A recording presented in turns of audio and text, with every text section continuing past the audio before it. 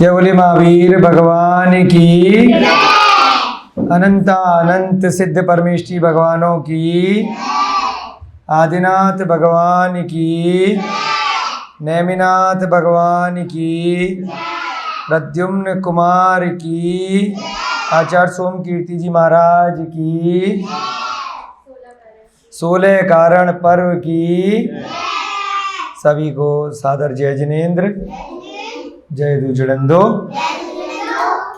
हम सभी लोग यहाँ पर प्रद्युम्न कुमार चरित्र का स्वाध्याय कर रहे हैं। आचार्य सोम कीर्ति जी महाराज द्वारा यह महान ग्रंथ रचित है। पिछली कुछ कक्षाओं में बहुत ही आनंद के साथ में कथा आगे बढ़ रही है। प्रद्युम्न कुमार अपने निज गृह द्वारका नगरी में पहुंच गए हैं। रुक्मणी जो उनकी माता है, जो जननी है,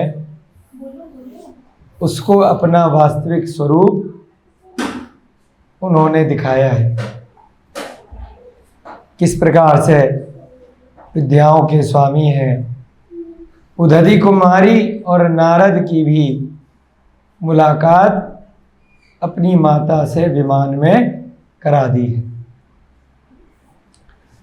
बहुत सारी क्रीड़ाएं वे नगर में कर रहे हैं, भांति भांति की। बलदेव जी को भी काफ़ी परेशान किया। एक सिंह से उनका युद्ध करा दिया। उसके बाद अब रुक्मणी को तो सिंहासन पर बिठा रखा है, उसका कृत्रिम रूप बना करके श्री कृष्ण के राजमहल में पहुंच गए। पांचों पांडव वहाँ विराजमान हैं, श्री कृष्ण बलदेव वहाँ विराजमान हैं, उनके बल का परीक्षण कर रहे हैं। जिस प्रकार से श्री कृष्ण ने रुक्मणी को विवाह से पूर्व हरण किया था, शिशुपाल का वध किया था, उसी प्रकार से अपनी माया दिखाने के लिए विद्याधर होने के बाद मेरे पास कितनी विद्याएं हैं, रुक्मणी को हरण करने का प्रयत्न कर रहे हैं। वास्तव में ऐसा नहीं कर रहे, मात्र अपना बल अपने पिता के सामने दिखाना चाह रहे हैं कि हम भी आपके बेटे हैं। एक बेटा तो आपका भानु कुमार भी है और एक हम भी हैं। उस प्रकार से वहाँ जाकर के राजमहल में ललकार रहे हैं कि देखिए, हम सबके सामने आपकी पत्नी रुक्मणी को यहाँ से हरण कर करके लेके जा रहे हैं। आप में साहस हो तो बचा लो। सारे की सारे यादवगण, पांडवगण तलवारें निकाल लेते हैं, शस्त्र अस्त्र निकाल लेते हैं और युद्ध के लिए वहीं पर तत्पर हो जाते हैं। बलदेव जी जब ये सब घटना देखते हैं तो मूर्छित हो जाते हैं। उन्हें समझ में आ रहा है कि इस विद्याधर से लड़ना इतना आसान नहीं है। कई शूरवीर जो बुद्धिमान थे वह बताते हैं कि रुक्मणी को यहाँ तक लेकर के आना इतना आसान कार्य नहीं है। उसके महल में भी कितने पहरेदार हैं, कितने सैनिक हैं, और इसको इस तरीके से पकड़ करके ले आया है, तो इसका मतलब ये बहुत शक्तिशाली है।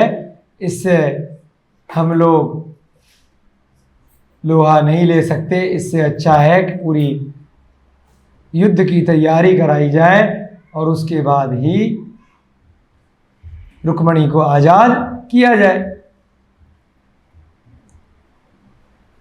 युद्ध की रणभेरी बजवा दी जाती है।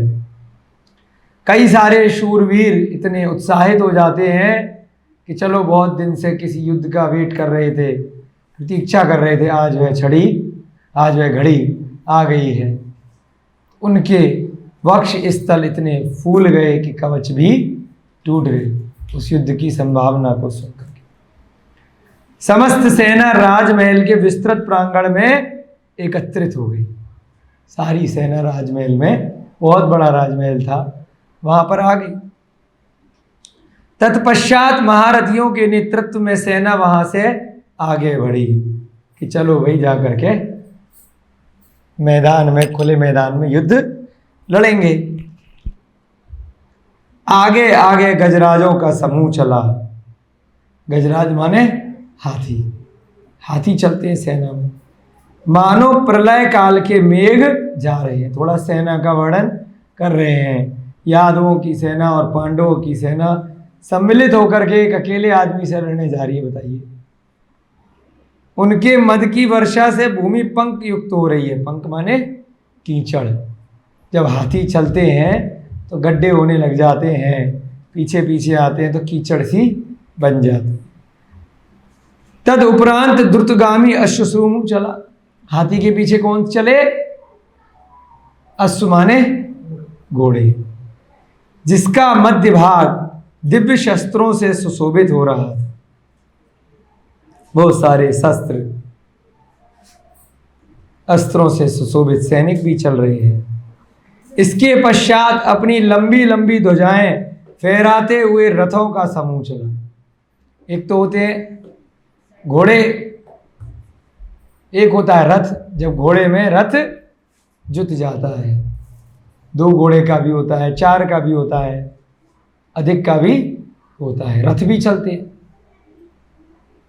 सबसे अंत में कवच आदि से सुशोभित समस्त पद आदि सेना बढ़ चली। उसके पीछे कौन चले? कवच आदि से सुशोभित पैदल चलने वाले सेना से। मार्ग में विभिन्न प्रकार के अपशगुन होने लगे। हे भगवान,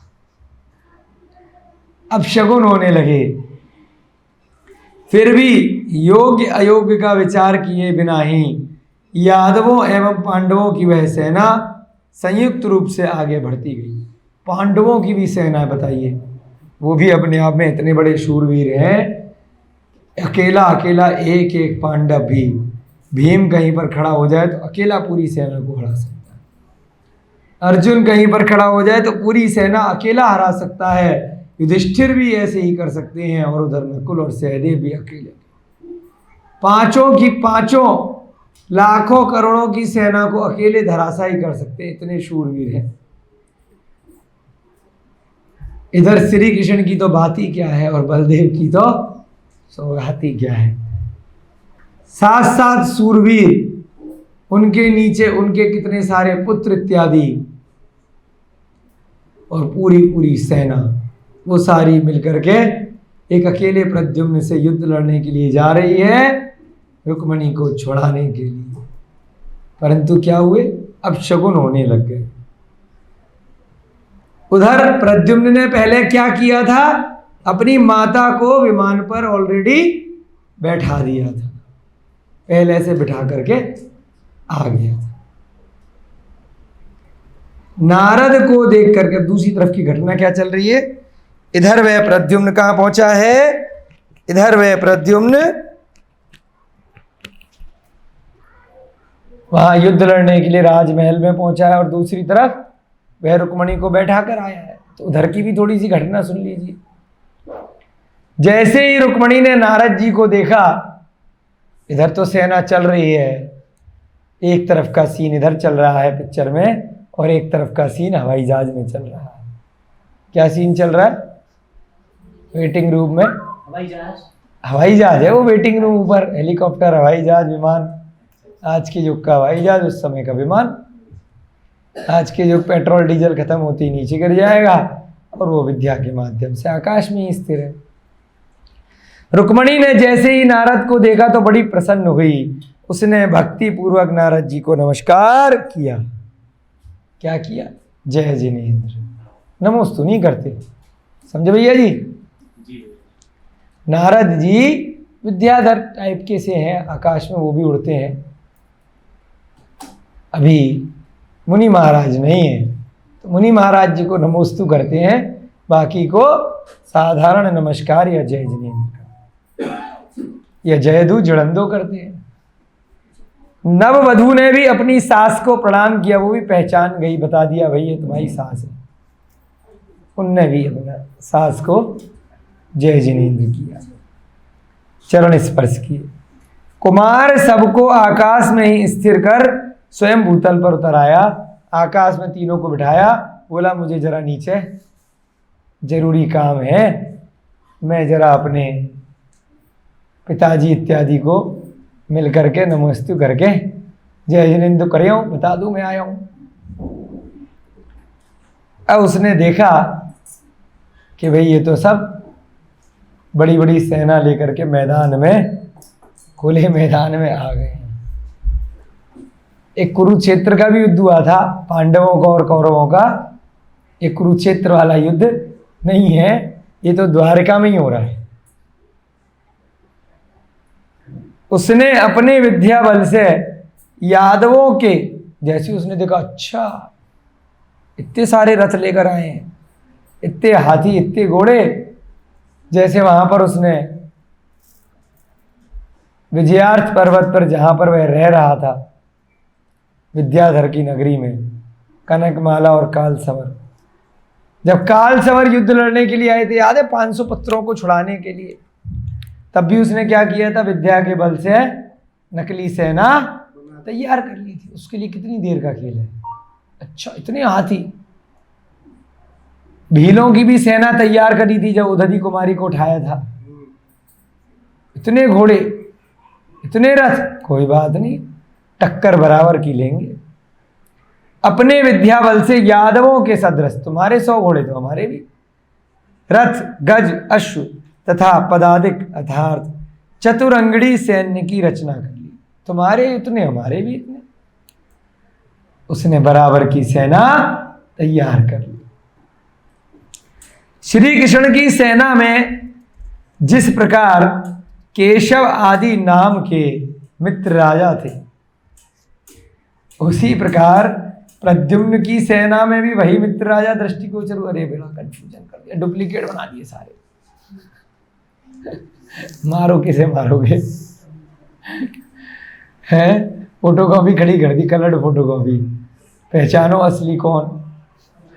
उसने देखा अच्छा तुम्हारे सारे मित्र आ जाए, वही हमारे हैं, सेम टू सेम प्रजा सेना सेम बना दी। अब मारो किसको मारोगे। दोनों सेनाएं एक समान नाम की हो गई, दोनों का नाम भी एक हो गया। तुम यादव और पांडव, हम भी यादव और पांडव, सबकी कॉपी तैयार कर दी। फालतू का नाटक चालू हो गया। दोनों ओर से जुझारू वाद्य बजने लगे, वाद्य यंत्र बज गए, युद्ध शुरू हो गया। बंदी जन बिरुदावली गाने लगे, जो बंदी जन थे वह गायन करने लगे।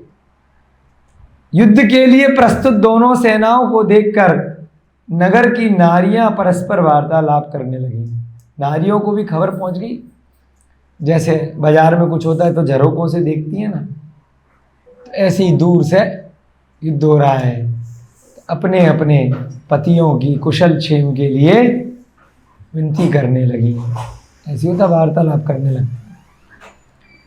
एक चंद्रमुखी महल के वातायन पर खड़ी थी, एक बड़ी सुंदर नारी महल के वातायन, शायद वात माने वाता ना हवा को बोलते, हवा वाली जहां से खिड़की होती है, वातायन, झरोके को ही बोलते होंगे।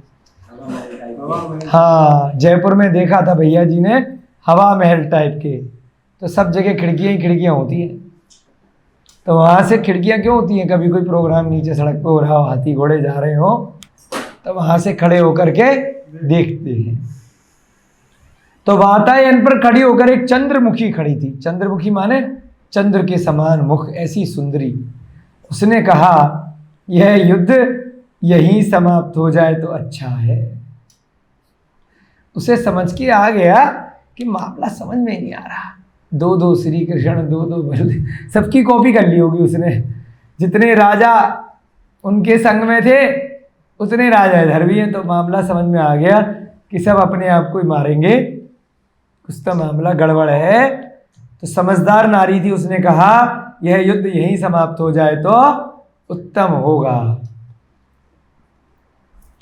दूसरी ने कहा, अन्य ने क्या कहा, मुझे तो ऐसा प्रतीत हो रहा है कि आज नारायण श्री कृष्ण के गृह उत्तम नहीं है।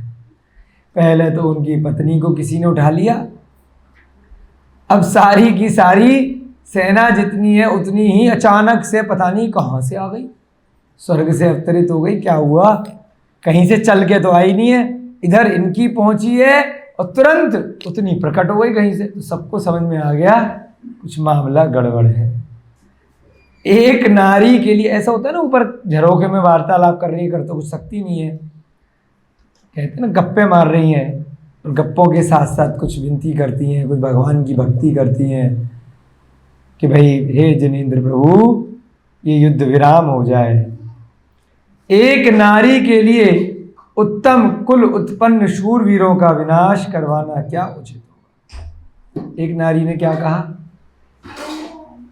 कि दोनों ही शूरवीर लग रहे हैं, दोनों पक्ष, तो इनका विनाश उचित नहीं है। तृतीय ने टिप्पणी करी, मेरा उत्साही पति रथ पर आरूढ़ है। देखो मेरा पति वहां बैठा है उस रथ पर, सेनापति के रूप में, सैनिक के रूप में, मंत्री के रूप में। चतुर्थ नानी भी बोल उठी, देखो वही मेरा पति है जिसके शीश पर मुकुट शोभा दे रहा है। देखो देखो, कहते हैं ना टीवी पे प्रोग्राम आता है, देखो मेरा बच्चा है, शांति धारा कर रहा है? तीर्थंकलिनी में शांति धारा होती है ना, टीवी पे आती है, देखो सांगानेर की शांति धारा हो रही है, देखो वहाँ की हो रही है, देखो वहाँ का प्रोग्राम आ रहा है महाराज जी का, देखो हो गया है। ऐसे दिखाते हैं ना टीवी पे, खुद को देख करके कितने प्रसन्न हो जाते हैं। इंटरनेट पे देखते हैं, वीडियो पे देखते हैं, यूट्यूब इत्यादि तो खुश हो जाते हैं। तो ऐसी झरोखे से दिखा रही है कि देखो मेरा पति है जिसके मुख पे, जिसके शीश पे मुकुट है। किसी ने अपनी सखी से कहा, सारी नारी आपस में सखी भी हैं, जिसकी बंदीजन स्तुति कर रहे हैं, देखो वह मेरा पति है।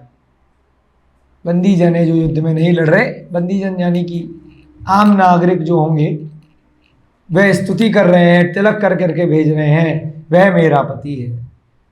ये सारी चर्चाएं थोड़ी सी दिखाई जाती हैं कि ऐसा नहीं है खाली युद्ध युद्ध हो रहा है, इसका भी लिखने का कुछ ना कुछ प्रयोजन होता है ग्रंथों में, कि बाकी की जनता भी नगर में है, स्त्रियां भी हैं, साधारण जन भी हैं, जो लोग भक्ति भाव से ऐसा कुछ प्रदर्शन कर रहे हैं कि हमारी विजय हो, या दोनों में से किसी की विजय ना हो, युद्ध समाप्त हो जाए। भारत पाकिस्तान का युद्ध होता है तो सारे लोग ही थोड़े ना सेना में होते हैं। तो जब कभी कोई कथा लिखी जाएगी तो यही होगी ना कि बाकी लोग भी निर्दोष थे, कभी बम ब्लास्ट हो गया तो फालतू में उनका तो कोई दोष भी नहीं था, वो भी मारे गए। सिस्टमेटिक हो रहा है, सब सिस्टमेटिक हो रहा है। तो इसलिए कथाओं में जो आम जन है, अन्य स्त्रियां हैं, उनका भी वर्णन आचार्य महाराज कथानक में करते हैं। दोनों सेनाएं परस्पर जा भिड़ी, एक प्रद्युम्न की विद्याओं की सेना और एक असली सेना यादवों की और पांडवों की। पर्वताकार गजराजों के घंटों एवं ओंकार से कोलाहल मच गया। पर्वताकार गजराज, इतने बड़े बड़े हाथी हैं, उनके घंटे हैं ना, गले में लटका के रखते हैं उनके सौंदर्य के लिए, और उनके ओंकार से चिंगाड़ता है ना हाथी, करके चिंगाड़ता है बच्चों, तो उससे क्या हुआ, कोलाहल मच गया। नगाड़े एवं दुंदुभी की तुमुल ध्वनि से समस्त दिशाएं व्याप्त हो गई। नगाड़े बजने लगे, बड़े बड़े नगाड़े होते हैं, बड़ी बड़ी ढोलक होती हैं, ऐसे करके नगाड़े होते हैं बड़े बड़े, ढम ढम ढम ढम बजते हैं नगाड़े। उन नगाड़ों से क्या हुआ, समस्त दिशाएं व्याप्त हो गई हैं। ऐसे करके 2 डंडे लगे होते हैं, धम धम धम धम बजाते, संदेश होता है युद्ध का, नगाड़े। उस समय ऐसी धूल उड़ी कि समस्त व्योम अंधकार में हो गए। इतनी लंबी चौड़ी सेना की गिनती नहीं कर सकते। तो इतनी सेना जब जाएगी, एक तरफ से दौड़ती हुई इधर, एक तरफ से उधर, तो धूल उड़ेगी ना, मिट्टी उड़ेगी, तो कुछ दिखाई नहीं दे रहा कौन किसको मारेगा। व्योम अंधकार में हो गया, इतनी धूल उड़ी। शायद वह धूल श्री कृष्ण का पथ अवरोध करने के लिए ही उड़ी थी कि यह आपका शत्रु नहीं वरन पुत्र है। ये बताने के लिए ऐसा आचार्य महाराज ने लिखा कि धूल जोड़ रही है ना, कि तुम देख ही नहीं पा रहे कौन है, शत्रु नहीं है, एंटरटेनमेंट होगा,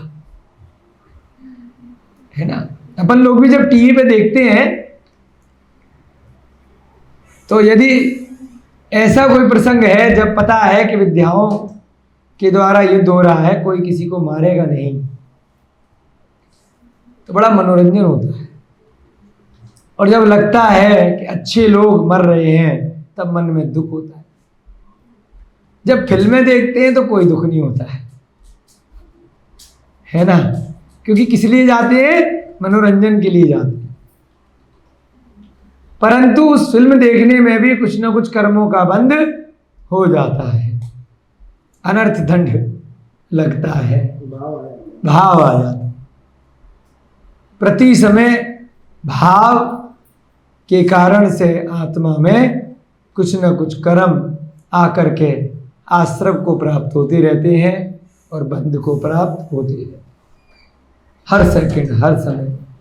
अगर आप मन से, वचन से या काय से कोई भी कार्य कर रहे हैं, इन तीनों प्रकार के योग से, अभी जैसे यहाँ बैठे हैं तो मन से भी बैठे हैं, काय से भी बैठे हैं, और हम जैसे यहाँ पर बोल रहे हैं तो वचन से भी बैठे हैं। आप लोग अगर प्रश्न पूछते हैं तो वचन से, उत्तर देते हैं तो वचन से। तो तीनों प्रकार से आपकी आत्मा शरीर के अंदर होने के कारण से यहाँ विद्यमान है। ऐसा नहीं है कि शरीर यहाँ है, आत्मा कहीं बाहर घूमने गई है। मन घूमने जा सकता है, मन के माध्यम से आप अपने विचारों को कहीं और ले जा सकते हैं, आत्मा को घुमाने नहीं ले जा सकते। समझ रहे? आत्मा यहीं रहे। वैक्रियक शरीर यदि आपका है, कई सारे रूप बना लिए, तब बात अलग है कि कहीं पर आपका वैक्रियक शरीर गया है। आहारक शरीर यदि आपको मिल गया रिद्धियों के माध्यम से दिगंबर मुनि पर्याय में, तो बात अलग है, ठीक है ना। औदारिक शरीर अभी आपके पास में है, आत्मा अभी आपके शरीर के अंदर है। तो अर्थ सूत्र में एक सूत्र आता है, आत्मा का स्वरूप कैसा है? प्रदीपवत। प्रदीप माने किसी का नाम तो नहीं है यहाँ पर प्रदीप, बच्चों में किसी का नाम है प्रदीप है? हाँ, दीपक के समान प्रदीप, प्रदीप मान दीपक। जैसे दीपक की ज्योति होती है, एक मटके के अंदर रख दी तो मटके के जैसी हो गई, एक मंदिर में इस खुले कमरे में रख दी तब भी वह पूरे कमरे को ज्योति दे रहा है, मटके में, मटके के समान। आज के समय में बल्ब मान लीजिए,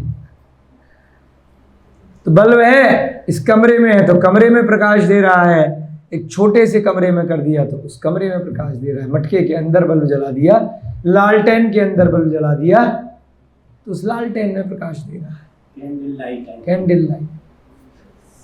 ऐसे ही इस शरीर के अंदर आत्मा होती है कि जैसे ये छोटा सा बच्चा बैठा है ना, क्या नाम है इसका? पवन। पवन का है, आयुष बैठा है, तो इसकी आत्मा इसके शरीर के बराबर की है। जैसे जैसे रोज खाना पीना खाएगा, धीरे धीरे करके एक एक सेंटीमीटर या एक एक सेंटीमीटर का संख्यात्मक छोटा सा भाग, प्रतिदिन इसकी आत्मा बढ़ रही है। रोहिताज जी ध्यान दीजिए, सो मत। अच्छा कहते हैं अगर नींद आ जाए ना प्रवचन या क्लास सुनते में, मैं तो चिंतन कर रहा, सो थोड़ी, बड़ा ध्यान से सुनना। तो जैसे जैसे इसका शरीर बढ़ के 6 फुट का 5 फुट का रोहिता जी जितना हो जाएगा ना 15 साल बाद,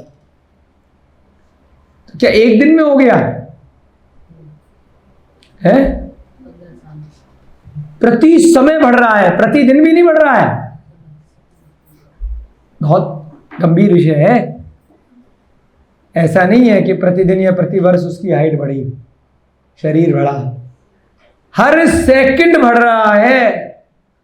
हर सेकंड का भी असंख्यातवां भाग, जिसको समय बोला, प्रति समय बढ़ रहा है। दिखाई नहीं दे रहा। दिखाई कैसे देगा?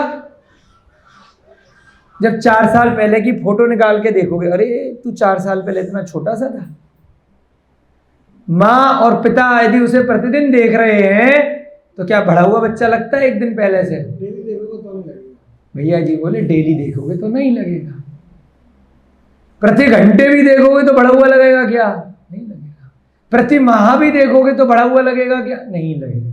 6 महीने बाद 6 महीने 1 साल बाद देखोगे तो लगेगा अरे इतना छोटा था, पिछले वर्ष आया था नानी के यहाँ तो बड़ा छोटा था, अब तो 4 इंच बढ़ गया, बहुत बड़ा हो गया। हम लोग गुरुकुल में पढ़ते थे तो आस पड़ोस के लोग कहते बदल गए तो हाँ, तो क्या कारण है कि प्रति समय शरीर बढ़ रहा है और शरीर के अंदर जो आत्मा है, समझ रहे हैं, वह भी धीरे धीरे उस शरीर का आकार ले लेती है। शरीर के आकार से आत्मा का साइज कितना बताया?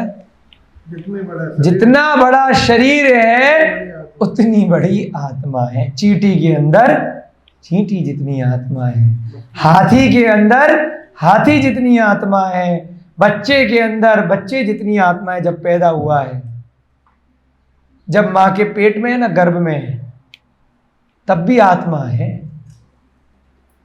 गर्भ में छोटा सा जीव आया अभी 1 दिन का, इतनी सी आत्मा है। 1 माह का हो गया इतनी हो गई, धीरे धीरे 9 माह का हो गया तो जो साइज का बाहर आएगा उतनी बड़ी आत्मा हो गई। आचार्यों ने कहा जब सिद्ध बन जाते हैं भगवान, उनकी आत्मा कितनी बड़ी होती है। कल परसों सिद्धांत भैया जी आए थे, उनका प्रश्न आया था, आप लोगों के लिए भी बता देते हैं। जिस अवस्था में मोक्ष के, हाँ भैया जी तो पढ़े हुए, सुन करके इधर उधर से सुनते हैं तो अपना अंदाजा लगाते हैं, ग्रंथों से ज्ञान प्राप्त करते हैं तो वह प्रमाण है, अरिहंत की वाणी है ना, वह सच्चा ज्ञान है, सम्यक ज्ञान है।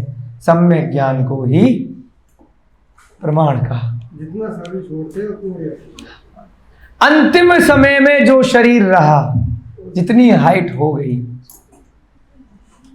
अब उस समय 5 प्रकार के शरीर छोड़ दिए। ना तो वह क्रियक शरीर मिलेगा, उसके बाद ना आहारक शरीर मिलेगा, ना औदारिक शरीर मिलेगा, और ना ही कार्बन और तेजस शरीर। अंत समय में 4 प्रकार के जो अघातीय कर्म थे, वो भी कार्बन शरीर का ही प्रकार था। कार्बन शरीर ही 8 कर्म होते हैं भैया जी, उनमें से 4 प्रकार के घातीय कर्म केवल ज्ञान के समय छोड़ दिए जाते हैं, उसके बाद अरिहंत अवस्था को प्राप्त हो जाते हैं। और बाकी बचे जो अघातीय कर्म थे, सिद्ध अवस्था जब प्राप्त होती है उस समय छोड़ दिए जाते हैं। तो जो अंतिम शरीर है, जिस समय सिद्ध बने, उस समय की जितनी हाइट थी उतनी हाइट की आत्मा उस शरीर में रहती है। जिस अवस्था में वह आत्मा रहती है, यदि मान लीजिए मेरी अभी मैं इस प्रकार से बैठ गया तो मेरी आत्मा का रूप क्या हो गया मेरे शरीर के अंदर? पद्मासन। जब मैं खड़ा हो गया तो तो मेरा रूप क्या हो गया? खड्गासन। जब मैं चल रहा हूं तब चलते हुए वह आत्मा मेरी हो जाएगी। तो जब उस आत्मा को मोक्ष प्राप्त होगा तो केवल दो प्रकार से ही प्राप्त हो सकता है, या तो पद्मासन में या खड्गासन में। चलते हुए मोक्ष प्राप्त नहीं होगा, खाना खाते हुए मोक्ष प्राप्त नहीं होगा, बातचीत करते हुए मोक्ष प्राप्त नहीं होगा, युद्ध लड़ते हुए मोक्ष प्राप्त नहीं होगा, लेटे हुए मोक्ष प्राप्त नहीं होगा। समाधि हो सकती है, मरण हो सकता है, परंतु मोक्ष प्राप्त दो ही तरीके से होगा, पद्मासन से या खड्गासन से। जितनी भी अनंत भगवानों की पूरे जगत में प्रतिमाएं मिलेंगी, इन्हीं दो अवस्था में मिलेंगी, चाहे 2000 साल पुरानी प्रतिमा हो चाहे 5000 साल। तब भी ज्ञान था, आज भी ज्ञान अनवरत चल रहा है। तो आदिनाथ भगवान की बहुत लंबी पद्मासन है। हाँ, जो आदिनाथ भगवान की प्रतिमा की बात नहीं, जो असली आत्मा है, 500 धनुष जो सिद्ध शिला पर आज भी है, वह कितने धनुष की है? 500 धनुष की है। आदिनाथ भगवान को मोक्ष जिस अवस्था से हुआ, खड़ी अवस्था में 500 धनुष की होगी, है ना।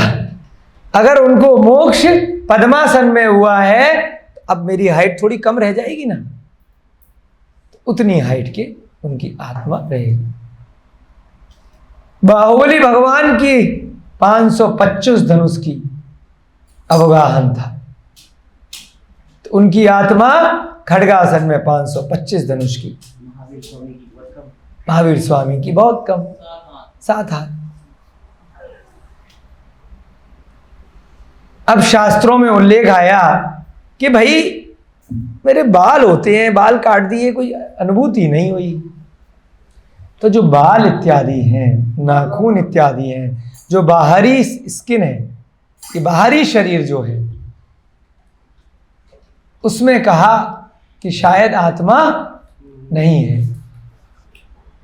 तो इसीलिए एक शब्द प्रयोग किया गया कि जो सिद्धों की आत्मा है, अंतिम शरीर से, ब्रैकेट में लिख दिया कुछ कम।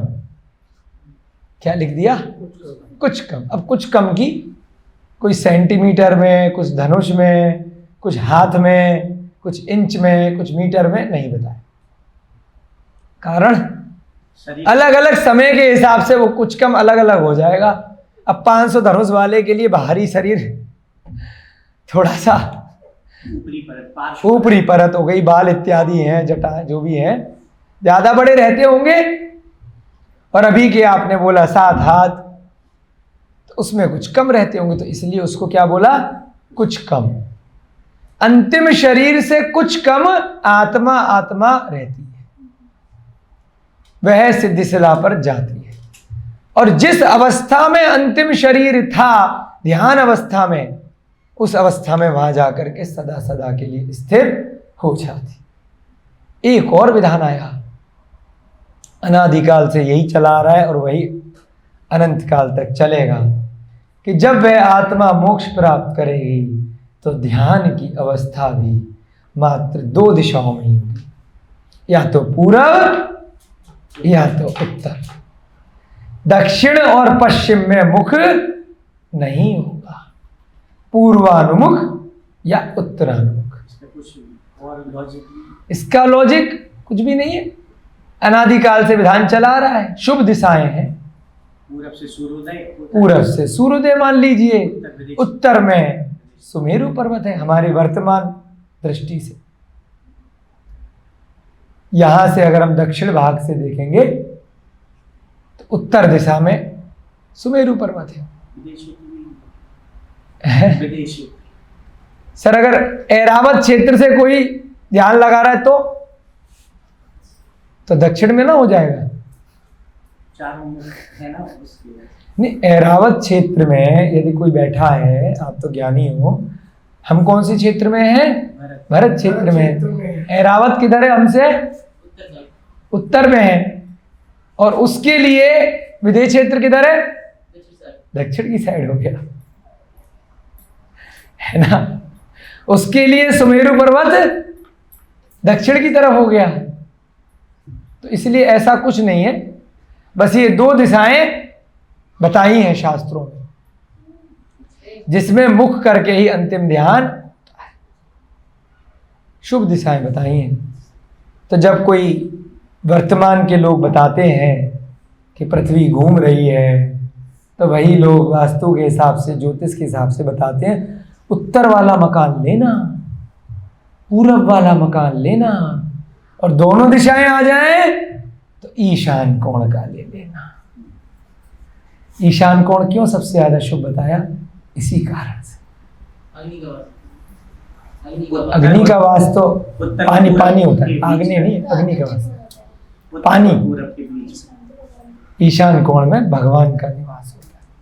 जो घर में हम वेदी बनाते हैं ना, आला भगवान की पूजा का, ईशान कोण दोनों शुभ दिशाओं के बीच में, दोनों शुभ दिशाओं के बीच में होता है ईशान, है ना। अनादिकाल से सिस्टम चला रहा है वो, अभी के कालों में शास्त्रों से तो यही विधि है, लेकिन लोगों को पता नहीं है, तो कुछ कुछ चीजें लेकर के अलग अलग दर्शनों में आ गई। यहाँ तो संपूर्ण ज्ञान है ना अपने ग्रंथों में। तो वह भी विधान इसीलिए है कि उत्तर भी शुभ है, पूरब भी शुभ है। कहीं पर भी आप प्लॉट खरीदने, मकान खरीदने चले जाओ, दक्षिण मुखी, पश्चिम मुखी 10% 20% सस्ता मिलेगा। क्या कारण है? मिथ्या थोड़ी है। कोई नहीं खरीदेगा, मजबूरी में खरीदेगा जब नहीं मिलेगा तो, कि भाई शुभ है। शुभ क्यों है? अरिहंत भगवान उस दिशा से मोक्ष जाते हैं, शुभ दिशाएं हैं।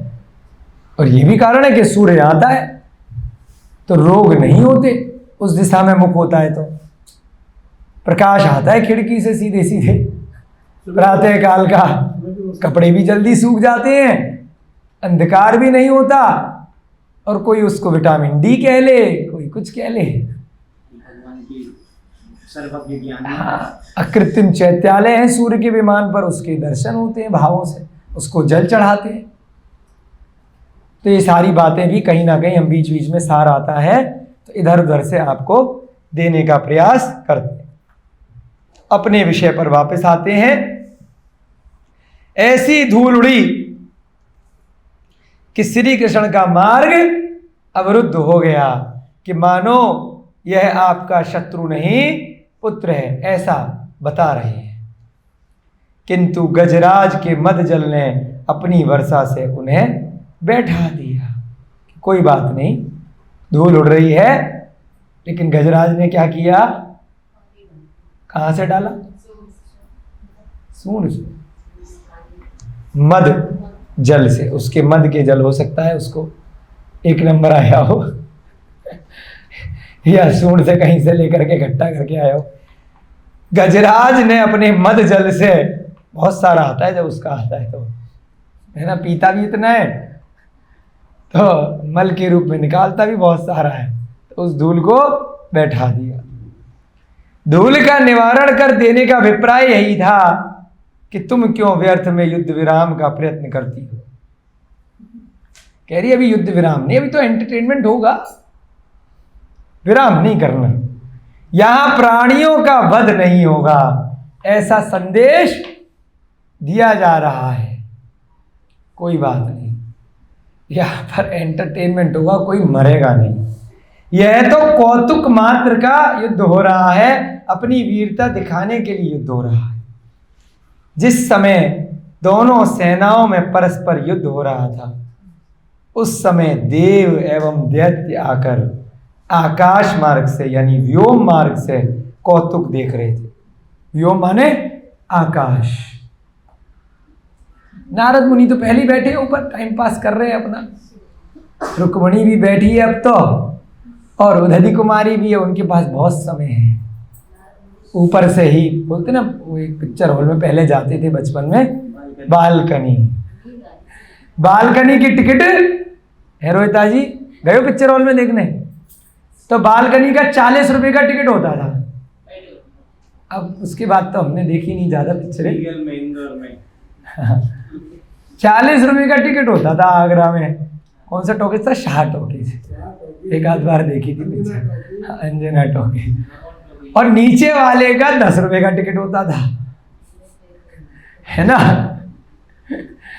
एक बार गए थे, एक पिक्चर आई थी तो अखबार में ऐड आया कि नील का डिब्बा लेके जाओगे तो पिक्चर फ्री है।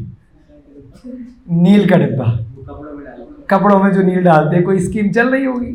तो हम सारे दोस्त नील खरीद गए, लाइन में लग गए भगवान टॉकीज में। नील का डिब्बा खाली दिखाना था, ऐसा नहीं भरा हुआ दिखाना है कि नील खरीद के लेके आए, नील अपने घर में मम्मी को दे आए और खाली डिब्बा। ये भी बढ़िया स्कीम है, कमाल का। लोग मार्केटिंग करती है कि उसका नील भी बिक गया 10-20 रुपए का और मार्केटिंग भी हो गई। एक बार इस्तेमाल करोगे तो बार बार करोगे। और पिक्चर में पूरे सारे सब नील का डिब्बा लिए बैठे। कौन सी कोई संजय दत्त की पिक्चर आई थी, दाग दी फायर, इस नाम से, बहुत साल पहले। तो वो नील के डिब्बे पे सारी दुनिया ने पिक्चर देखी थी। तो हम भी पहुंच गए थे तो याद आ गया। ऐसे ही बालकनी में बैठे हैं, थोड़ा हम भी मनोरंजन करते रहते हैं। जब मनोरंजन हो रहा है तो क्या दिक्कत है, थोड़ा लोग नींद से जाग जाते हैं ना, मनोरंजन की बात आती है तो, है ना। बाकी गंभीर विषय चलता है तो थोड़ी झपकी आ जाती है, कोई बात नहीं। तो क्या हुआ, ऊपर से नारद मुनि तो बढ़िया बालकनी में बैठे हुए हैं आराम से सीट पर, और बाकी देव हैं तो उनको विमान की जरूरत ही नहीं है।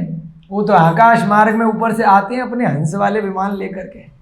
अरे नीचे युद्ध हो रहा है, बड़ा एंटरटेनमेंट होगा, चलो। अवधि ज्ञान से जान लेते हैं देवता। देवताओं को मने परे ज्ञान नहीं होता है, अवधि ज्ञान से वो जान लेते हैं कि कुछ नीचे घटना हो रही। अरे चलो फटाफट से अपना भी टाइम पास होगा। अब सागरों की आयु है, कैसे टाइम पास करें। तो वो कभी तो अष्टानिका में अच्छा टाइम पास करने नंदीश्वर द्वीप जाते हैं, कभी मन करता है कृत्रिम चैत्यालय जाते हैं, कभी कोई भगवान बन गए तो समूसड़ में जाके रोज प्रवचन सुनते हैं, अच्छे वाले जो देवता होते हैं। बाकी ऐसे टाइम पास करने चलो, ये सम्यक दृष्टि लोग हैं, अच्छा हो रहा है। द्वारका नगरी नेमनाथ भगवान की नगरी है, उस नगरी में कुछ विशेष हो रहा है, चलो देख करके आते हैं। अकाल मरण देवताओं का होना नहीं, तो ऊपर से टाइम पास कर रहे हैं।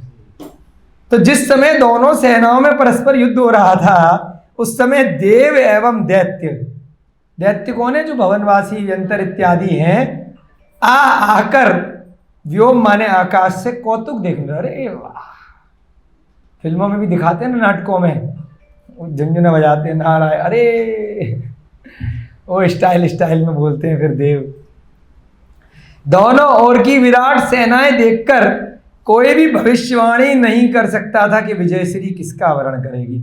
अभी किसी को पता नहीं चल रहा है, क्या पता भाई, एक रूप के दो रूप। हाँ दोनों डुप्लीकेट हैं, पता नहीं क्या होगा, कौन जीते कौन हारे।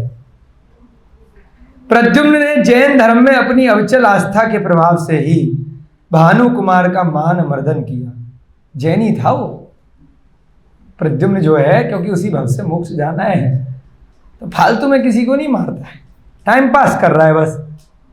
भानु कुमार का भी मान मर्दन किया। सत्यभामा, अब ये अध्याय 10वां अध्याय आपका समाप्त हो रहा है, तो 3 लाइन में सार बताया है सोमकीर्ति जी महाराज ने कि इस पूरे 10वें अध्याय में क्या क्या सीखा। कि पहले तो भानु कुमार को घोड़ा ले गया था, मान मर्दन किया, फिर सत्यभामा के वन उपवन नष्ट किए, उसका भी घमंड चूर किया, फिर अपनी माता के आत्मसम्मान की रक्षा करी। जब वो केश देने के लिए तत्पर थी, आत्मसम्मान बचाया। अतएव भव्य जनों को चाहिए कि वे सदा कल्याणकारी जैन धर्म का ध्यान करें, क्योंकि धर्म से ही समस्त सिद्धियां प्राप्त होती हैं। जैन धर्म का मतलब ये नहीं है कि नाम के आगे जैन लगाते फिरो। उसमें जो बातें बताई हैं सिद्धांतों को फॉलो करो, कि किसी का बुरा नहीं चाहना, किसी दीन दुखी की सहायता करनी है, जितना भी आपके पास हो उसको योग्य रूप से सत्कार्यों में लगाना है, दान जरूर करना है, ऐसा नहीं है मेरे पास 1 करोड़ होगा तभी दान करूंगा, 10 रुपए भी हैं तो चवन्नी दान कर सकते हो, किसी भूखे को भोजन करा सकते हो। और भूखे को भी ध्यान देना है, जैन धर्म कह रहा है कि भोजन करके खड़ा होकर के वो तलवार लेकर के किसी को मारने तो नहीं जा रहा, तो पहले उसको प्रवचन भी दो कि भाई चींटी नहीं मारनी, ड्रग्स नहीं लेनी, शराब नहीं पीनी, 10 रुपए में से मैंने आपको 1 रुपया दे दिया तो ठेके पे जाकर के खड़ा नहीं हो जाना, है ना। जब से हमने धर्म पढ़ा, थोड़ा 10-12 साल से पढ़ना शुरू किया, और बचपन से माता पिता के संस्कार थे, हमने जीवन में कभी भी भिखारियों को 1 रुपया भी दान नहीं दिया। कभी भी अगर गाड़ी से कहीं गए, पैदल कहीं गए, अपने लिए टिफिन लेकर अगर जा रहे थे, भैया टिफिन खिला दिया, उसको समझा दिया कि मांस मत खाना, अंडा मत खाना, 5 मिनट का संदेश दे करके अपना टिफिन दिया, कुछ फल इत्यादि रखे हुए वो दिए, पैसा कभी भी नहीं दिया, क्योंकि जानते नहीं आप उसको, सड़क पे खड़ा है, आपने 10 रुपए भी दे दिए, वो तुरंत गुटखा खाएगा। 10-10 रुपए इकट्ठे करके पूरे दिन में 50-60 रुपए इकट्ठे हो जाएंगे तो बोतल ले आएगा। आप सोच रहे हो अच्छा काम कर रहे हो, लेकिन आपके दान का, उसने अगर बुरा काम किया तो उतना ही फल आपको भी लगा, बिल्कुल आएगा। आपने तो पैसे दिए उसे शराब पीने के लिए, आप अपने बच्चे को अगर पॉकेट मनी दे रहे हो और वो जाकर के सिगरेट पी करके आ रहा है, आपको भी तो फल लगेगा ना। आपने संस्कार भी नहीं दिए। गरीब को यदि हमने फल दिए तो कोशिश यही करी, ज़्यादा तो नहीं कर सकते, कि भैया विनती है इन पैसों से सिगरेट मत पीना, गुटखा मत खाना, शराब, और आपको यदि पक्का यकीन है कि ये पिएगा तो पैसे मत दे। कोरोना आएगी नहीं, दान ही नहीं देंगे। भैया जी कह रहे कोरोना आएगी नहीं, दान ही नहीं देंगे, इसलिए अभय दान में बोला पशु पक्षियों को दान दो भैया। कम से कम वो शराब तो नहीं पिएंगे। इसीलिए अपन ने यहाँ पर पशु पक्षियों का अस्पताल खोला, ग्रंथों को पढ़ करके। आजकल तो ऐसा भी आने लगा कि खाना, और उसके बाद आयुर्वेद का अस्पताल खोला तो भैया जी चला रहे हैं औषध दानम, कि अच्छे से 10 मिनट समझा के दवाई देते हैं, पूरा पर्चा देते हैं कि मांस नहीं खाना, अंडा नहीं खाना, शराब नहीं पीना। पर्चा देते नहीं देते, इसीलिए देते हैं। अगर वो पर्चा नहीं दिया और वो ठीक हो गया, उसके बाद उसने वही काम दोबारा शुरू कर दिए, तो इससे अच्छा तो मर जाता कैंसर के रोग से। क्योंकि कैंसर उसे क्यों हुआ? खूब शराब पीता था, खूब मांस खाता था, रोज अंडे खाता था, कैंसर हो गया। आपने करुणा भाव से मैं ठीक कर देता हूं, आपने ठीक कर दिया, अपनी एनर्जी को वेस्ट कर दिया। आप उस समय तो बहुत खुश हो गए कि रोगी ठीक हो गया। यदि आपने उसको आहार चिकित्सा, धर्म चिकित्सा में नहीं जोड़ा तो उसको तो पाप पड़ा ही पड़ा। उसने रोग तो ठीक कर लिया, आप दुर्गति में चले जाओ, क्योंकि आपने ऐसे रोगियों की ठीक करके और सेना तैयार कर दी जो दोबारा से तैयार हो गए हिंसा आदि पाप करने के लिए। सत्य है रोहितास जी, बुरा मत मानना। जितने भी डॉक्टर बड़े बड़े खाली पैसा लेकर के बीमारियां ठीक कर देते हैं, उसके बाद वो लोग उसी कार्य में फिर लिप्त हो जाते हैं, तो डॉक्टर को दोष लगता है। हमने भी अपने अनुभव से देखा है, कैंसर हॉस्पिटल का बड़े से बड़ा डॉक्टर कैंसर से ही मरता है। लिस्ट निकाल के देख लीजिएगा, असत्य नहीं कह रहे, है ना। उनको भी क्यों रोग हो गया? कोरोना के अस्पताल का सैकड़ों मरीज ठीक करने के बाद कोरोना से ही मर गया। क्यों? क्योंकि उसने, वो खुद भी संस्कारी नहीं था, खुद भी शराब पीता था, खुद भी मांस खाता था, और उस हॉस्पिटल में पर्चे देते हैं। दिल्ली के हमारे पास भी आते हैं ना news, Gangaram, max, Fortis, Medanta, बड़े बड़े हॉस्पिटल 200, 300, 400, खाने में डाइट दी जाती है, चॉइस टिक लगा दो, टिक लगाओ कि नॉनवेज खाना है, वेजिटेरियन खाना है, अंडा खाना है। मरने को बैठा है, वेंटिलेटर का इंतजार कर रहा है, चॉइस पूछी जा रही है। नहीं सर। है, उस हिसाब से तेरे को शुल्क अदा करना है तेरा सीट का। क्या होगा उस डॉक्टर का? उधर मरीज को ठीक कर रहा है, इधर डेली 3-4-10 चिकन मार करके खिला रहा है सिंपल खाना मिलता है ना?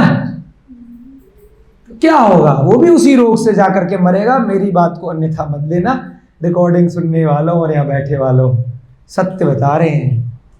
जब तक उस मरीज को शाकाहारी नहीं बनाओगे, शराब पीना छोड़ना नहीं सिखाओगे, तब तक आपकी चिकित्सा बेकार है। आपको उसको ठीक करने का कोई फल नहीं मिलेगा। पाप मिलेगा कि आपने एक दुर्गुणी व्यक्ति को, एक पापी व्यक्ति को ठीक कर दिया। पैसे दे दिया आपको, क्या करो उस पैसे का? जैसे वकील एक मर्डर करके आया और कंफर्म था, उसको फांसी से छुड़ा लिया, तो उस मर्डर करने वालों के पास में क्या संदेश पहुंचा? पैसा सबको छुड़ा लेता है, पहले एक करा था, अब उसको शॉर्टकट पता चल गया, कोई सजा नहीं मिली, जज भी बिक गया, वकील भी बिक गया, अब तो उसे रास्ता पता चल गया, पुलिस वाला भी बिक गया, वो तो खुल गया, उसे जमानत का तरीका पता चल गया, 3 दिन भी अंदर नहीं रहा। अब तो वो एक के बदले 10 मर्डर करेगा। तो ऐसे ही जिसने अपना भोजन से इतने रोग प्राप्त करे थे, उसे पता चल गया कि मेरी इधर से नली निकाली, इधर बाईपास सर्जरी कर दी, 1 लाख, 1.5 लाख, 2 लाख, इधर मेरे वो घंटी क्या लगाते हैं, छल्ला लगा दिया, फिर वो है वही काम करेगा। हम भी मिले ना ऐसे लोगों से, एक कॉलेज के प्रिंसिपल मिले थे हमें, है ना, रोज खाते थे, मिले, ऑपरेशन कराया, हम मिले उनसे राजनीति में कहीं किसी कार्यवश, उनके साथ किसी विवाह महोत्सव में गए, कह रहे कोई दिक्कत नहीं है, इतना पैसा कमाया है, 2-4 लाख खर्च कर लिए, फिर खाना शुरू कर दिया, फिर कराएंगे 4 घंटे का इलाज, वहां तो 5 स्टार इलाज होता है, पता ही नहीं चलता है, बेहोश कर देते हैं, फिर कर लेंगे, लेकिन जीभ भा का स्वाद नहीं छोड़ पा रहे। बहुत मिलते हैं ऐसे लोगों को ठीक करने का कोई फायदा नहीं है।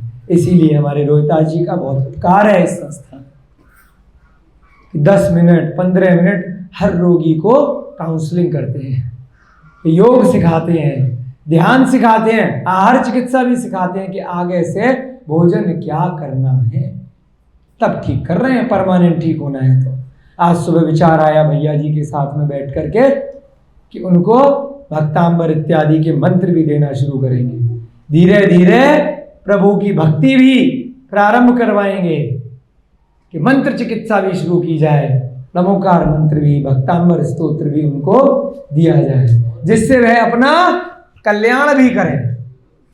एक रोग ठीक होगा और रोग के साथ में जन्म जरा मृत्यु का ये जो परमानेंट रोग है वह भी तो ठीक होना चाहिए, तभी तो उद्देश्य की पूर्ति होगी, नहीं तो टाइम पास हो जाएगा कि ठीक कर दिया दोबारा खाने लग गया। तो बहुत महत्वपूर्ण है आपका जो उद्देश्य है रोहितास जी, आपके उद्देश्य में आपको सफलता प्राप्त हो, ऐसी हमारी यहाँ पर भावना है।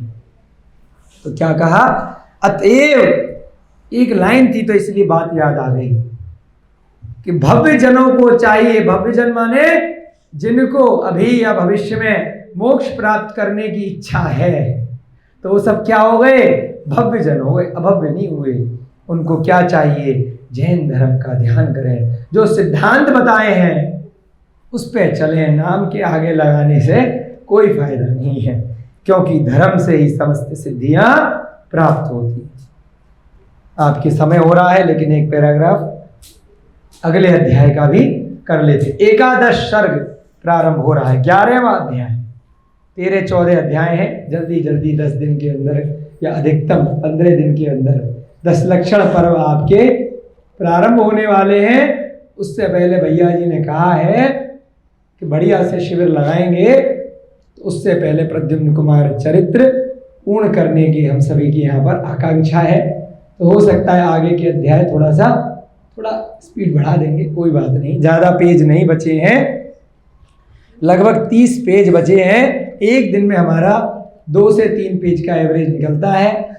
हम अपने टारगेट पे रहते हैं, चिंता मत करो। कालिंग कप पे थोड़ी सी मारते हैं लेकिन टारगेट पूरा कर लेते हैं, ठीक है। तो 10-12 दिन के अंदर हम 10 लक्षण पर्व से पहले इसको पूरा समाप्त करेंगे, और संभव होगा तो 10 लक्षण पर्व में कोई ऐसी चीज सीखेंगे जो 10 दिन में पूरी हो जाए। या तो ब्राह्मी लिपि सीखेंगे, या प्राकृत भाषा सीखेंगे, या फिर तत्वार सूत्र, भक्तांबर ग्रंथ, कुछ ऐसी चीजें अपन 10 दिन में यहाँ पर करेंगे। 11वां अध्याय प्रारंभ हो रहा है। यादवों एवं प्रद्युम्न की सेना में जो विकट संग्राम हुआ उसका संक्षिप्त वर्णन यहाँ किया जाए। अब देखो, युद्ध में है ना, वो गाना बजता है ना पीछे से, महाभारत महाभारत म्यूजिक बजता है, तो आप लोग बजाओ अच्छे से, हम पढ़ेंगे, ठीक है। प्रलय काल की तरह प्रचंड वे उभय सेनाएं परस्पर युद्धरत थी। जैसे कोई प्रलय काल आ गया हो। रथी, अश्वारोही, पदाधिक सबके सब प्राणांतक युद्ध करने लगे। जब तक मर नहीं जाएंगे, जब तक युद्ध लड़ते रहेंगे। उस रणस्थली में बड़ा विकट संग्राम हुआ, बहुत भयंकर। यद्यपि संग्राम निष्प्रयोजन था, फिर भी बाणों के प्रहार से आहत योद्धा छिन्न भिन्न हो भूलुंठित होने लगे, मरने लगे योद्धा। परंतु पहले भी एक बार ऐसा हुआ है, जब विद्याओं से मरते हैं तो थोड़ी देर की मूर्छा आती है। वो देखने में ऐसा आता है, वह दोबारा से खड़े भी हो सकते हैं। लेकिन अभी देखते हैं कि सारे योद्धा छिन्न भिन्न होकर के भूलुंठित होने लगे, क्योंकि आधी सेना तो नकली थी, विद्याओं की थी, और आधी सेना असली थी। गजराजों ने भी अनेक सुबटों को धराशायी कर दिया। बहुत सारे मंत्री, राजा इत्यादि गजराजों ने लपेट लिए, धे धे धे।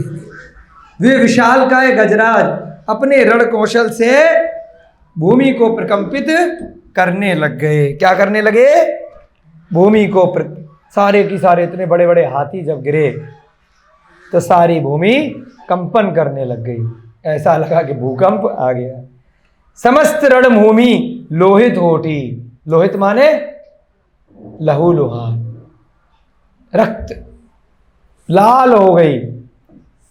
रक्त की धार में अनेक आहत वीर मानो प्रवाहित हो चले। बहुत सारे वीर मर गए।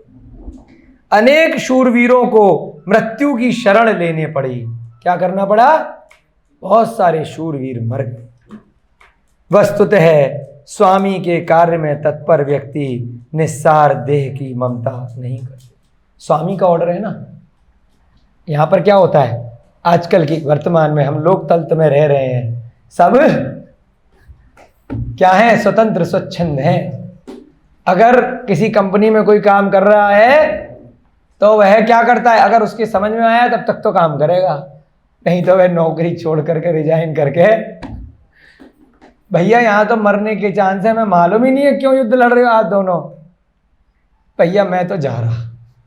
पहले के लोगों के पास ऐसा ऑप्शन नहीं होता था। स्वामी की सेवा में ही लगे रहते थे कि स्वामी ने बोला है युद्ध होना है तो होना है, चाहे मर जाएंगे लेकिन पीठ नहीं दिखाएंगे। कारण इतना मोटिवेशन दिया जाता था डेली डेली। उनको खाली युद्ध लड़ना ही नहीं सिखाते थे, उनकी आत्मा में भर देते थे। क्या करते? ममता नहीं करते अपने शरीर की। इस महासंग्राम में अरे मर गए। प्रद्युम्न की मायावी सेना भी नष्ट होने लगी थी।